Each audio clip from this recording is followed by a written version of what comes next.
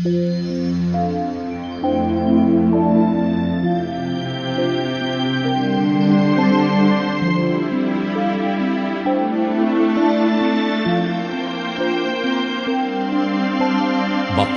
ang bumabasa at ang nangakikinig ng mga salita ng hula at tumutupad ng mga bagay na nangasusulat doon, sapagkat ang panahoy malapit na.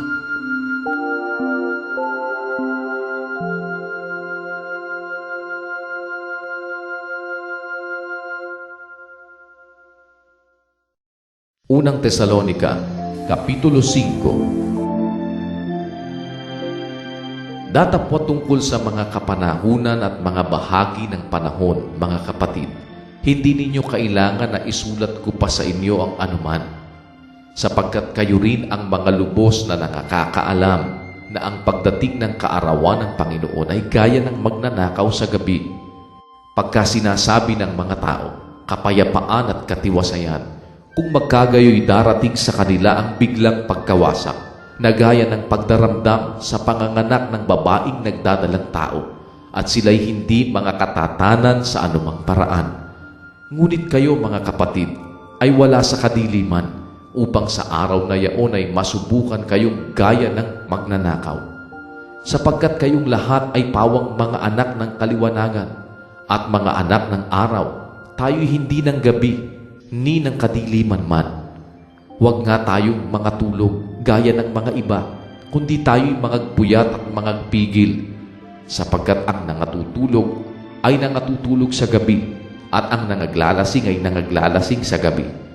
Datapwat palibhasa'y mga anak tayo ng araw, mga pigil tayo, na isuot ang baluti ng pananampalataya at ng pag-ibig, at ang maging turbante ay ang pag-asa ng kaligtasan. Sapagkat tayo'y hindi itinalaga ng Diyos sa galit, kundi sa pagtatamo ng pagkaligtas sa pamamagitan ng ating Panginoong Hesukristo, na namatay dahil sa atin, upang tayo, sa gising o tulog man, ay mga buhay tayong kasama niya. Dahil dito kayo'y mga pangaralan at mga patibayan sa isa't isa sa inyo, gaya ng inyong ginagawa.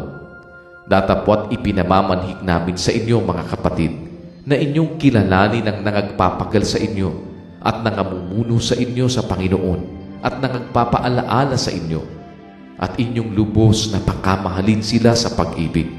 Dahil sa kanilang gawa, magkaroon kayo ng kapayapaan. At aming ipinamamanhik sa inyo, mga kapatid, na inyong paalalahanan ang mga manggugulo, palakasin ang mga mahihinang loob, alalayan ang mga mahihina, at maging mapagpahinuhod kayo sa lahat. Tingnan nga ninyo na huwag gumanti ang sino man ang masama sa masama. Ngunit sundin ninyo lagi ang mabuti, ang isa'y sa iba at sa lahat. Mga galak kayong lagi, magsipanalangin kayong walang patid. Sa lahat ng mga bagay ay magpasalamat kayo, sapagkat ito ang kalooban ng Diyos kay Kristo tungkol sa inyo. Huwag ninyong patayin ang ningas ng Espiritu. Huwag ninyong hamakin ang mga panghuhula. Subukin ninyo ang lahat ng mga bagay. Ingatan ninyo ang mabuti. Layuan ninyo ang bawat anyo ng masama. At pakaba na din kayong lubos ng Diyos din ng kapayapaan, at ang inyong espiritu at kaluluwa at katawan ay ingatang buo, na walang kapintasan sa pagparito ng ating Panginoong Hesukristo. Tapat yaong sa inyo'y tumatawag, nagagawa rin naman ito. Mga kapatid, idalangin ninyo kami. Batiin ninyo ang lahat ng mga kapatid ng banal na halik. Idinadaing ko sa inyo alang-alang sa Panginoon na basahin sa lahat ng mga kapatid ang sulat na ito.